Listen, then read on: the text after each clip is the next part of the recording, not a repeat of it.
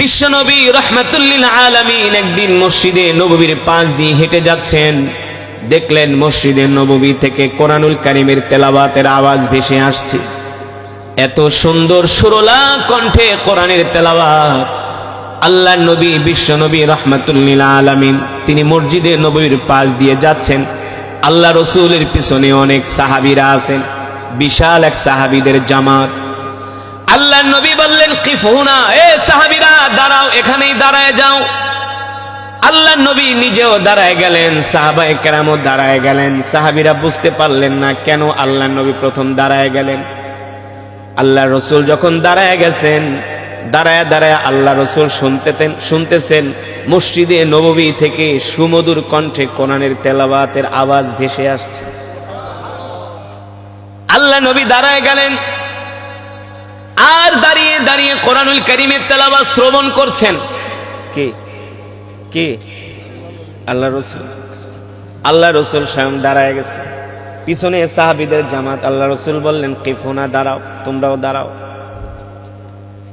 আল্লাহ নবী রাহমাতুল লিল আলামিন মসজিদে নববীর পাশে দাঁড়ায়া দাঁড়ায়া কোরআনুল কারীমের তেলাওয়াত শুনতেছে। এক পর্যায়ে আল্লাহ রাসূল জিজ্ঞেস করলেন, এ সাহাবীরা, এ সাহাবীরা, এত সুন্দর করে কে কোরআনুল কারীমের তেলাওয়াত করে?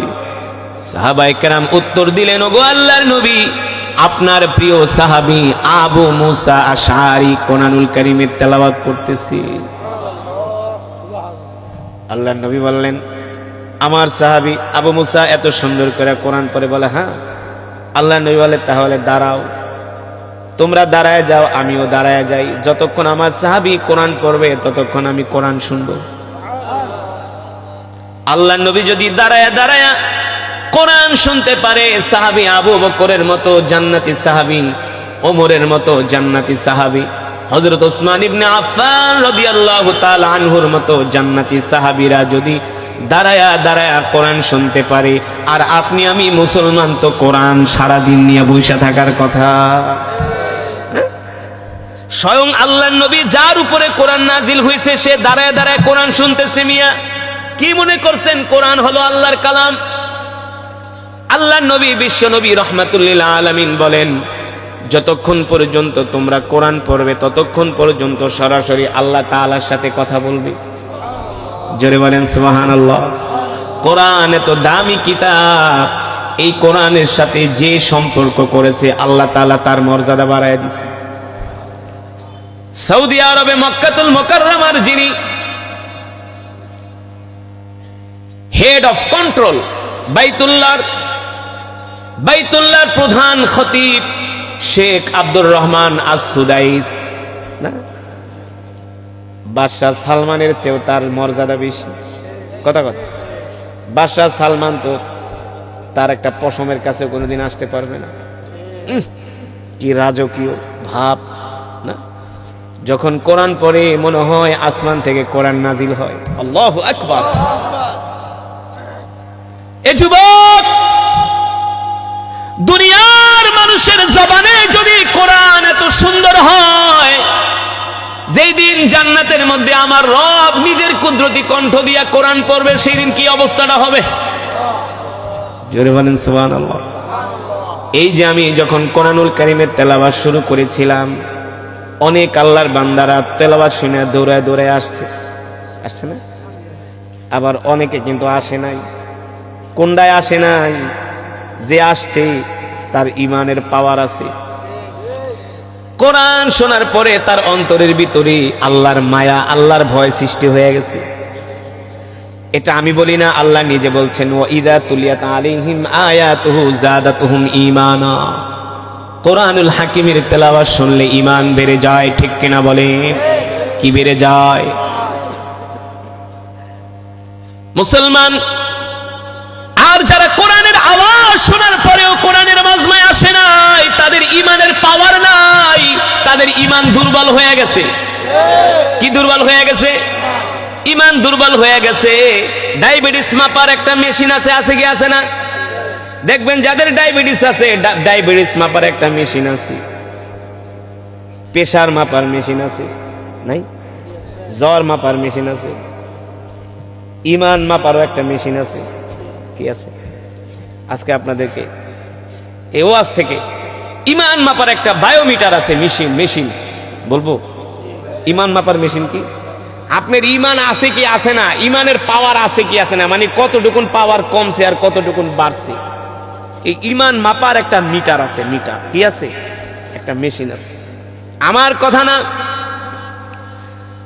আল্লাহর নবী বিশ্ব নবী রাহমাতুল লিল আলামিন বলেন, ইদা সাররাতকা হাসানাতুকা ওয়া ইদা সাআতকা সাইয়্যাতুকা ফাআনতা মুমিন। সুবহানাল্লাহ বলেন। ইদা সাররাতকা হাসানাতুকা ওয়া সাআতকা সাইয়্যাতুকা ফাআনতা মুমিন। আল্লাহর নবী বলে, এ আমার উম্মত, নেক কাজ করার পরে, ভালো কাজ করার পরে, কোরআন পড়ার পরে, জিকির করার পরে, নামাজ পড়ার পরে যদি তোমার দিলের মধ্যে শান্তি লাগে, কি লাগে, তাহলে বুঝবা তোমার ইমানের পাওয়ার আছে। কি আছে? পাওয়ার আছে। আর গুনাহ করার পরে যদি তোমার মধ্যে কোনো অনুশোচনা না হয়, তোমার দিলের মধ্যে যদি কষ্ট না লাগে, তাহলে বুঝবা তোমার ইমান জিরো হয়ে গেছে। ঠিক কিনা বলেন? একটা গুনাহ হয়ে গেলে যদি তোমার আফসোস লাগে, হায় রে হায় রে, এই গুনাহটা আমার দ্বারা হয়ে গেল, আমি আল্লাহকে কষ্ট দিয়া দিলাম, এই গুনাহর কারণে মনে হয় আমার রব আমার উপর নারাজ হয়ে যাবে। তোমার দিলের মধ্যে যদি এমন একটা ধাক্কা মারে, কষ্ট লাগে, আফসোস লাগে, তাহলে আল্লাহ রাসূল বলছে তুমি মুমিন। তুমি কি? আর গুনাহ করার পরে যদি তোমার অনুশোচনা না হয়, আফসোস না লাগে, কষ্ট না লাগে, তাহলে বুঝবা তোমার ঈমান দুর্বল হয়ে গেছে, আর এই ঈমান তোমাকে জান্নাতে নিতে পারবে না। ঠিক কিনা বলি? এই যে আপনারা কোরআনের তেলাওয়াত শোনার পরে কেমন লাগছে? জোরে বলেন। হৃদয় সিক্ত হয়ে গেছে, পাথরের মতো হৃদয় মোমের মতো নরম হয়ে গেছে। ঠিক কিনা বলেন? চোখ দিয়া পানি চলে আসছে, চোখ দিয়া পানি চলে আসছে। যদি তোমার হৃদয়ের অবস্থা এমন হয়, তোমার দিলের অবস্থা এমন হয়, আল্লাহর নবী বলে উম্মত, তাহলে তুমি মুমিন। মুসলমান আল্লাহর বান্দারা, যেটা বললাম, আল্লাহ রাসূলের সাহাবী আবু মুসা আশআরী রাদিয়াল্লাহু তাআলা আনহু কোরআন পড়তেছে, মনে আছে নাকি? আল্লাহর নবী দাঁড়ায় দাঁড়ায় কোরআন শুনতেছে, আল্লাহ রাসূল দাঁড়ায় দাঁড়ায় কোরআন শুনতেছে, এক কদম আগায়ও না পিছায়ও না, যেখানে দাঁড়ানো সেখানেই দাঁড়ায় আছে। আমরা হইলে তো বললাম পিছেতে চল ভাগি, পিছেতে। এই যে কয়েকজন ছিল পিছেতে ভাগছে, এদের ইমানের পাওয়ার নাই। কি নাই? শয়তানে ডাকতে আছে, শয়তানে ডাকে কইব, দোস্ত আজকে যেই কোরআন তেলাওয়াত শুনছো, তোমার গুনাহ মাফ হয়ে গেছে, তুমি বেহেশতে গেছো। এই কারণে দেখবেন মানুষ সারা রাত সজাগ থাকে, ফজরের আজান দিলেই ঘুমায় পড়ে। কারণ কি? কারণ কি? ইবলিস শয়তান এসে মাসাজ করে। ঠিক কিনা বলেন?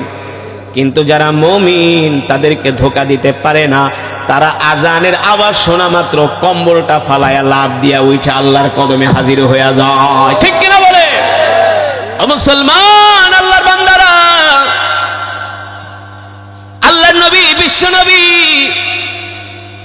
দাঁড়ায় দাঁড়ায় কোরআন শুনতেছেন, সাহাবীরাও কোরআন শুনতেছেন, কেউ এক কদম আগায়ও না পিছায়ও না। আল্লাহর নবী কোনো কথাও বললেন না, সাহাবীরা কোনো কথাও বললেন না। কারণ কি? ওয়া ইযা কুরিআল কুরআনু ফাসতামিউ লাহু ওয়া আনসিতু লাআল্লাকুম তুরহামুন। আল্লাহ রাব্বুল আলামিন বলেন, যখন তোমাদের সামনে কোরআন পড়া হয়, কোরআনের বয়ান করা হয়, তখন তোমরা চুপ করবা, চুপ করবা, চুপ করবা, কথা বলবা না, আওয়াজ করবা না, দাঙ্গা হাঙ্গামা করবা না। তোমরা আজমতের সাথে, মোহাব্বতের সাথে যদি আমার কোরআন শোনো, আমার কোরআনের বয়ান শোনো, আমি আল্লাহ আসমান থেকে তোমাদের উপর রহমত নাজিল করব। এই যে আমরা কোরআন শুনতেছি, আল্লাহ রাসূলের হাদিস, ফজরের সময় আল্লাহ তাআলা এক একজন বান্দার জন্য ৭০,০০০ করে ফেরেশতা পাঠায়।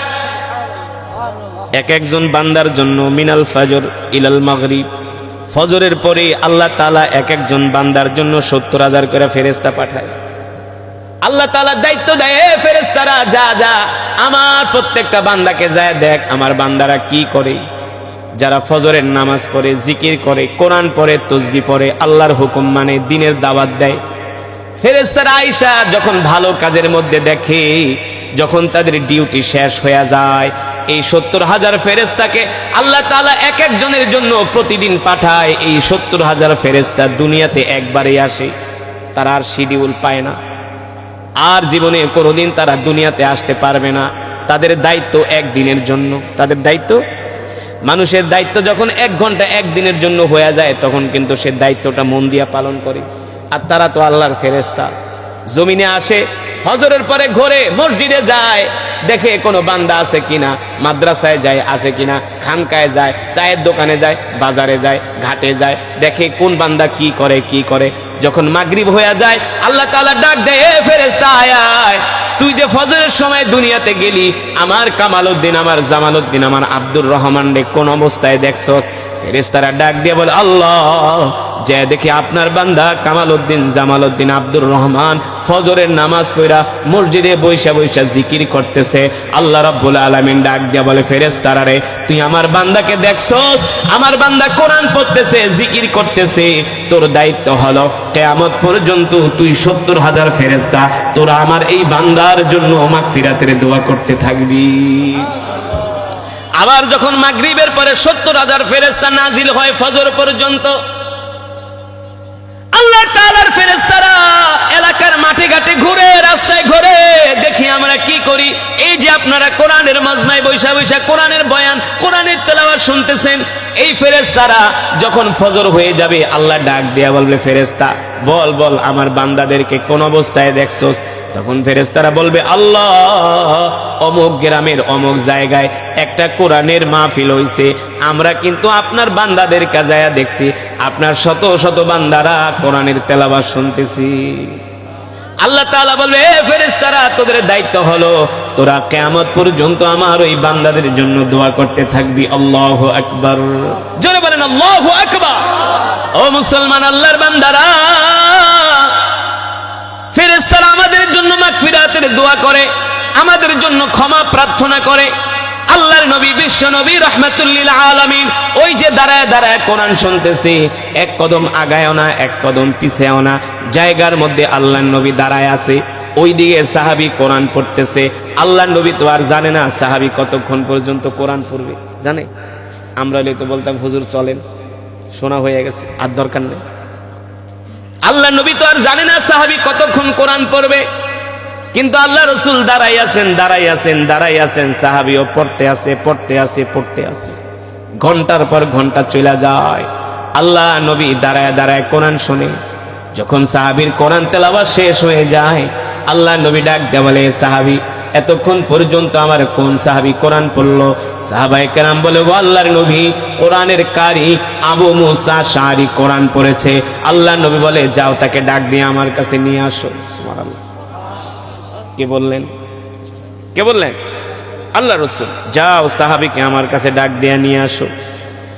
সাহাবী আবু মুসা আশআরী রাদিয়াল্লাহু তাআলা আনহুকে ডাক দিয়ে না হলো।